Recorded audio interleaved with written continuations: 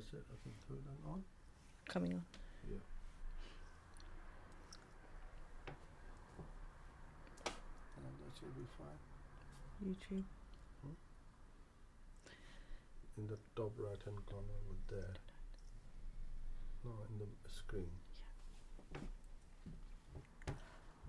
Okay, here we are again. I've just switched everything on and we are live again on this Friday afternoon. My name is Farzana from SF Digital and thank you once again for joining me. Today I'm going to be talking about your business goals and how we're going to set those up in terms of the big plan for your business. So let's get straight into our session for today. So just to refresh our memories, for those of you that were with me last week, we actually looked at the 90-day game plan. And I'm hoping that since last week, if you were with me, you've had a chance since during the last few days to actually really sit and think about what your 90-day plan should be.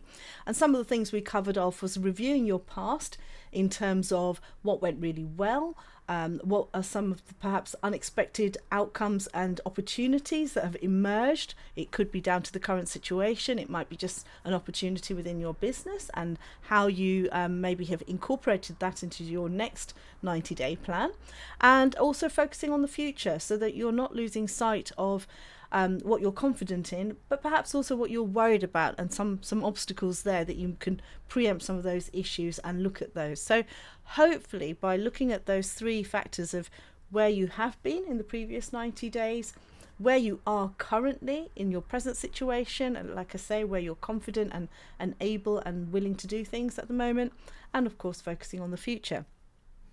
And as always, I always remind people, don't forget your numbers. It is really important to keep a really good handle on what is actually happening with your numbers. You will have heard the cliche, it's all about the numbers, and it so is in your business, because whatever you strive to do, it's always going to boil down to those numbers that are within your business. And somebody once said to me that if you're an accountant, you can probably run any business you choose to run, because you understand how numbers work, you understand profit and loss, you understand the difference and between turnover, which is your vanity exercise of what you're turning over in your business, and of course profit, the bottom line, because that is your sanity check. Are you actually making any money? And of course, as an accountant, if you can understand all of that, which of course you will be able to, then of course you could pick whatever business you like, pull apart those numbers and know how you're performing. So how do you turn a 90-day plan into action? Well, before I go into that, just a quick reminder of our program, and this is a perfect opportunity of demonstrating exactly how a 90-day plan can work. So our Google Ads Like a Boss coaching program was launched in early December. We had a very soft launch early December, and of course the following 90 days for that program obviously take us to the end of March. And it has been an amazing journey over the last just over 3 months now, looking at those numbers and knowing what we're achieving and modifying our plan in terms of getting traffic, leads, turning into sales.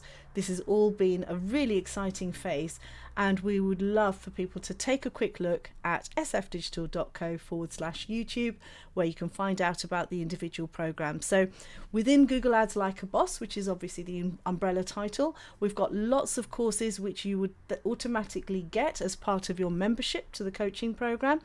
You can see the titles in front of you. There's video ads, Google Analytics, Tag Manager, and so on. And of course, the most important part is the coaching calls that you would get to support your learning, knowledge and growth for your business.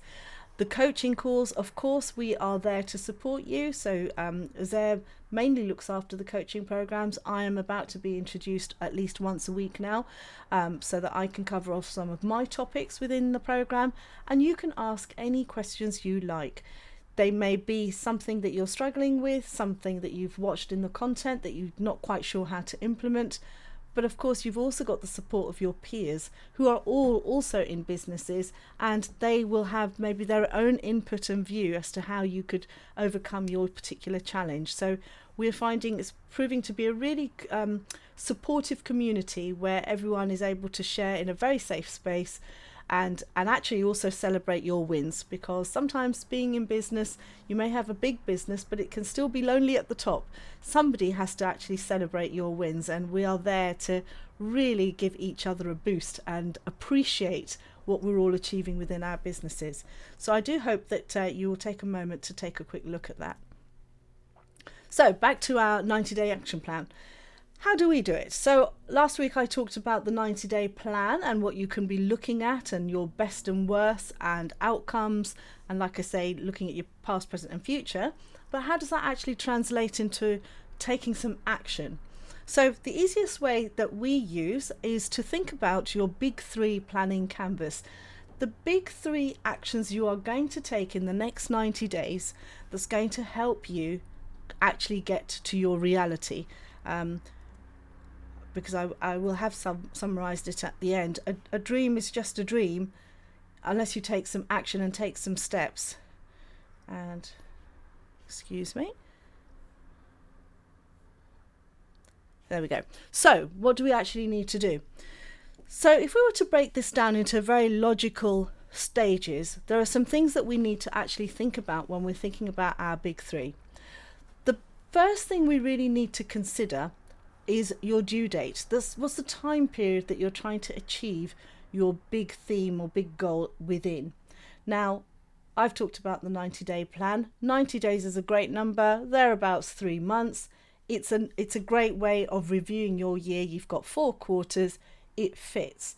However, you might be more of a planner, and you might decide that within 75 days of your current 90-day plan, so 2.5 months into your plan, before you get to the end and have that wake-up call of, oh, I must sit down and do my next 90 days, you might choose to already be on a rolling program. So you might be looking to review this at 75, 80 days perhaps.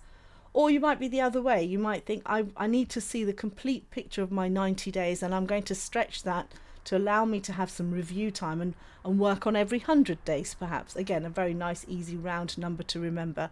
Bit like politicians, my first 100 days in government or politics or being the Prime Minister. So it's, again, a very nice number to work with. But personally, we tend to work with a 90-day plan. And it's really important to choose a window of a time frame, because without that, if you start to think of planning in terms of what do I want to achieve in a whole year, it makes it very difficult to get that accountability, because you think you've got lots and lots of time, and then you tend to put off taking the first step towards your goal, and then of course you don't achieve it, so you set yourself up for failure. Whereas 3 months, that's within your grasp and within your reality of actually being able to achieve that timeline. So I would say pick that, don't try and look at just your year. Equally, if you do break your year down into quarters, 90 days, however you choose to do it, you'll actually not need as such to do a whole year type of plan. Yes, you may have some huge strategic goals for your business, what you want to try and achieve overall within your business, but in terms of actually achieving those, it's easier to work within a 90-day plan. So the first thing I would say is set up your timeline for what you're trying to do. The next thing you need to consider are your KPIs. So if you're new in business, or indeed if you've been in business a while and never come across the acronym KPIs, it stands for Key Performance Indicators, and these are your metrics and numbers. These are really, really important for your business, and you really need to think about what you are doing with your numbers and how you're going to achieve those, and I've got some slides for those in a moment. You also need to identify your goals and your themes. Now, again, this is quite important, because if you remember from the 90-day plan idea, where I suggested literally jotting down and brainstorming onto, if you need to, just post-it notes. Forget the spreadsheets for a moment, forget the docs. It's so much easier and creative to actually put your ideas down, pen and paper, because if you're anything like me, there are so many ideas going around. If you write them down individually, it makes it so much easier to gather them up and coordinate them, and you'll find that there might be a common theme where many ideas actually sit within one major goal or theme. Now, a goal might be very straightforward. It could be driven by sales, a number that you want to hit, a turnover that you want to hit. It might be launching a new product. These could be things that are an actual goal that's quite easy for you to identify. But sometimes within our businesses, we're working more on a general theme. And it could be something, for example, where you are maybe wanting to launch a podcast or complete your website because you know the impact that's going to have on your business. Or it might be that you want to start writing regular blogs.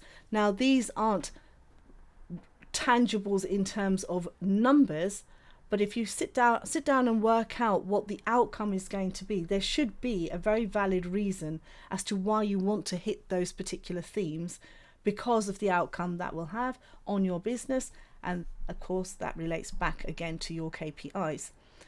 And once you've actually got your theme, you can then break down how you're actually going to create 3 big projects. And I suggest 3 because, again, that's very, very manageable. The minute that starts to creep up, 4s, 5s, 6s, suddenly you're looking at something far more complex and it's much harder to remember.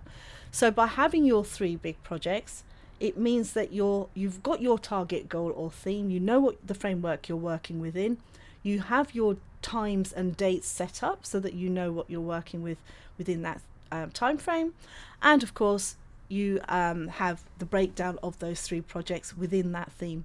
So the 3 main items to remember to cover off again are the due dates for each of those sub projects within the goal or theme, your best and worst scenarios of what those outcomes are going to be, and I will come to those in a moment, and any assumptions that you're making in order to achieve those particular projects.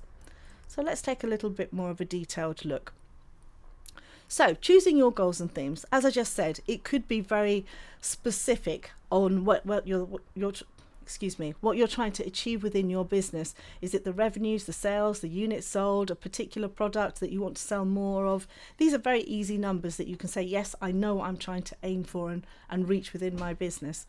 But again, you might want to go slightly broader, because these are sometimes the areas that, unless you sit down and say, I've got a deadline, I definitely know I need to complete my website by such and such date. It's one of those things that, because you cannot have a tangible number against it, it tends to get put off and put off and put off. And then eventually it's the moment's gone and you wish you'd done it 3 months before. So first thing to do is identify your particular goal or theme. So just as a quick example, I have put down as our example for the next 3 months, increase the members on our Gads Labs, Google Ads, Like a Boss coaching program. And that is our target. And I'll talk you through some more reasons as to why I've chosen that particular item so that it's easy to follow. So where do you start with choosing your theme? Now, the easiest way, if you're really, really struggling and really don't know which level to aim your goal or theme at, is to think of the very simple 3 bullets, which is your traffic, your leads, or your sales. And if you're still struggling, bite the bullet and go to sales, because that's a very easy measurable. Have you hit more sales? Because if you then work backwards, well, if I'm not hitting the sales, is that because I don't have enough leads? If I'm not having enough leads, is that because I haven't got enough traffic coming to my business? I can't convert them to a lead if I don't actually have them in the first place. Now, this is often when you're starting out in business. I know a number of people who've just started out on various projects and side hustles, other businesses. It's very easy to start a business because 1 or 2 people said, oh, you're really good at that. Yes, I'll definitely buy a few things to support you and get you going. What happens beyond that? How are you going to get more leads into your business? How are you actually going to let more people know about your new venture?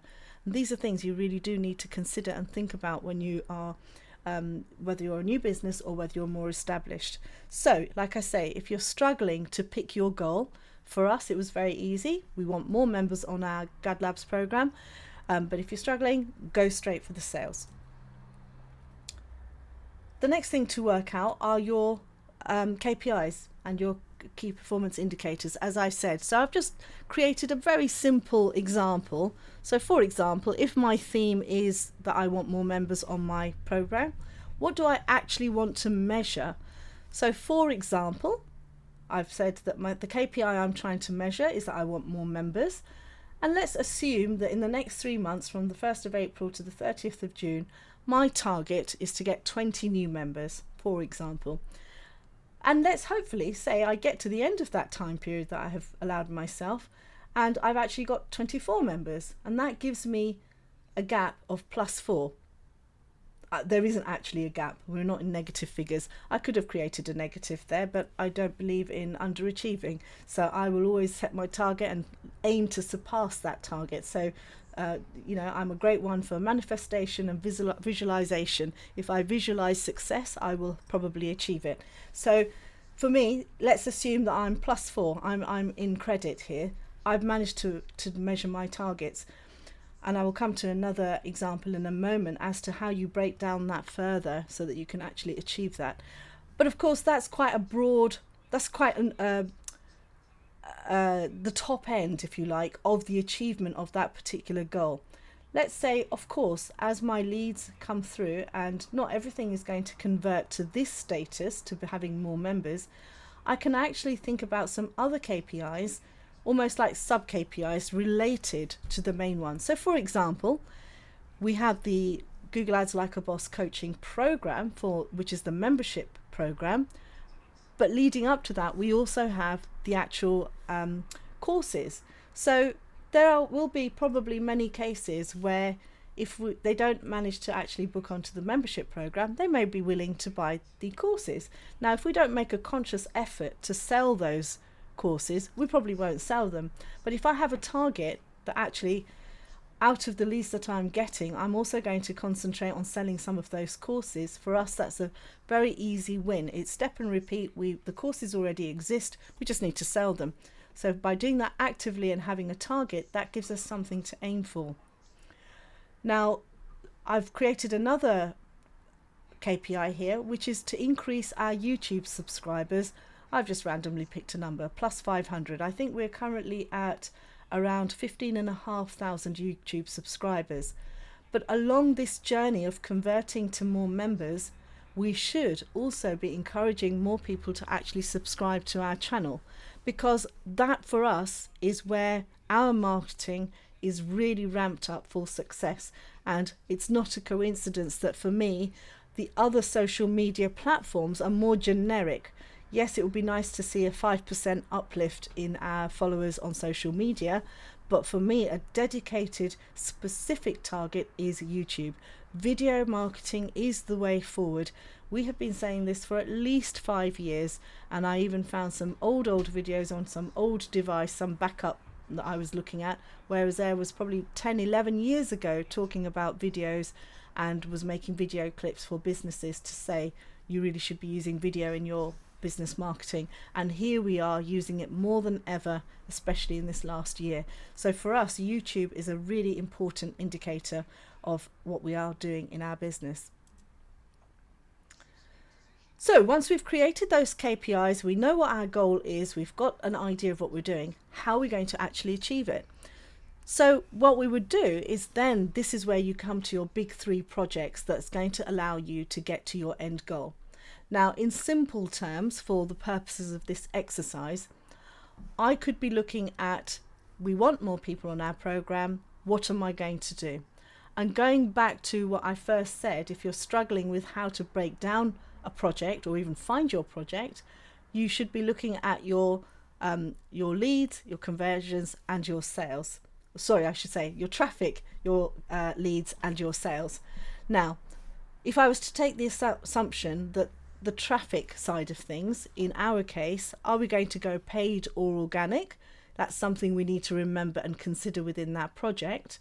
And the timeline for that particular project would be the first month of the next 90 days, because I need to know that I've hit enough traffic to hopefully get the conversions I need to do. It's no use looking at traffic over the entire 90 days. I won't get a good enough picture early enough within that time period to know what's actually happening. So I need to make sure that I have enough traffic in the first 30 days to hopefully get to my 20 that I want to get to by the end of the quarter. So it's really important at this point within each project to think about your best and worst case scenario. So the best case scenario in this example would be, I need more traffic.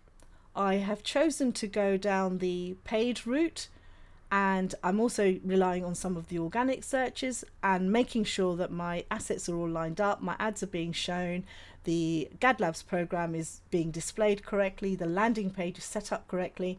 There are some assumptions and what best case scenarios that need to happen. But don't forget to have your reality check of what's the worst case scenario. It's very easy to automatically assume the best of everything. And I did just part jokingly say that I'm a great one in believing in manifestation and visualization to achieve your goals. But that is not blinded by the reality of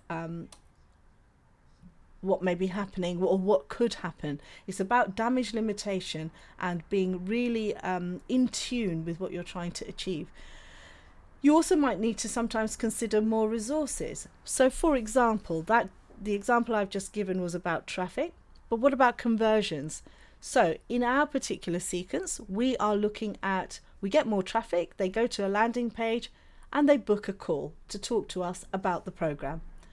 However, what happens if the diary starts to fill up, as it already is, and having got them converted to wanting to talk to us, they can't actually get a slot in our diary to be able to convert? I will have lost that person. So the worst case scenario is that I get somebody interested in our services and our coaching program, but they're not able to convert because they can't get onto the discovery call. I've lost them. I've actually then wasted a lot of budget because having spent the expensive part of converting them, I've just wasted all of that because I'm not able to service that and take that through to the end. So do I need to apply more resources? Do I need to employ more people to be sales calls handlers, or do I need to do some gatekeeping and make sure that only the true hot leads come filtering through to the bigger discovery calls? So there's some worst case scenarios that I need to consider to make sure the business is going to actually be able to sustain the traffic that I may be pushing to it. Also, you need to think about your KPIs because, for example, I've said in the early part that, you know, one of the KPIs is I want to have, let's say, 500 more YouTube subscribers. Now, that's something that you wouldn't necessarily get the benefit of in the first month. So that impact of that particular action or project on a KPI needs to be reflected, and you need to keep that in mind when you're working with your KPIs. So again, another factor to remember. And probably one of the most important ones, especially for smaller businesses or business owners, who's actually responsible for a particular project and can they actually complete it in time on top of their current workload? Because although we're talking about big three projects, that's not to say that we stop working on all the other things that we all tend to work on in our business. We'll be working on many, many things. This is really to help you stay focused and clear on what you're trying to achieve, but equally, don't bite off more than you can chew. Hopefully, by doing this exercise, you should be able to identify some weaknesses in the system. Is it a lack of resources? Can the timescales be met? Do you have enough people or the right person working on a particular project? And those are some things that to try and remember as you're working on your projects. And finally, remember to show commitment to your project. So it's really important. This is why I say that you've got to remember to look at the worst case scenarios. Don't go into denial. It's no use pretending it's not happening because it may well be happening, and it's better to get that reality check and stop yourself wasting any budget, in particular if you're engaged in digital marketing and paid campaigns in any shape or form, whether that's on Facebook, Instagram or Google Ads. You must look at your numbers, and if they are going the wrong way, you need to catch that fast before it can go completely out of control. You do not want to find yourself ruined by not understanding your budgets and how they are performing. In our case, especially this last month, we have taken everything in terms of our online marketing for the coaching program up probably about 3 gears. but it's a very, very calculated, measured approach. This is not just how much money do we have in the bank, how much should we throw at advertising.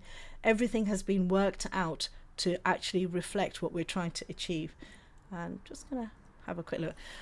So for example, if looking at a very simplistic approach of traffic to leads to sales in the example of the coaching program, if, for example, looking at the best case scenario, I know that for every 100 people that come into who manage to see our advert, land on the landing page, look at the advert, out of every 100, let's say for argument's sake, 10 will actually book a discovery call. And let's say for every 10 that book a discovery call, 1 is going to convert. So looking at the numbers again now, how does that translate to my KPIs? I'd set up a KPI that I want to get 20 people onto the program within the next 3 months. So at a rate of one out of 100, I actually need to get, on average, 1.5 members joining each week to hit my 20 by the end of the time period that I have chosen. Now that is very doable. I know it's very doable because we're way beyond that already. So I know that that's for all the calls, discovery calls we may be doing in a week. I know that I only have to hit on average 1.5 in a week to hit the numbers that I have predicted for myself. But what happens if instead of hitting that average of 1.5, i.e. one out of 100 converting, what if instead it changes to 1 in 300 converting? Now we've got a problem.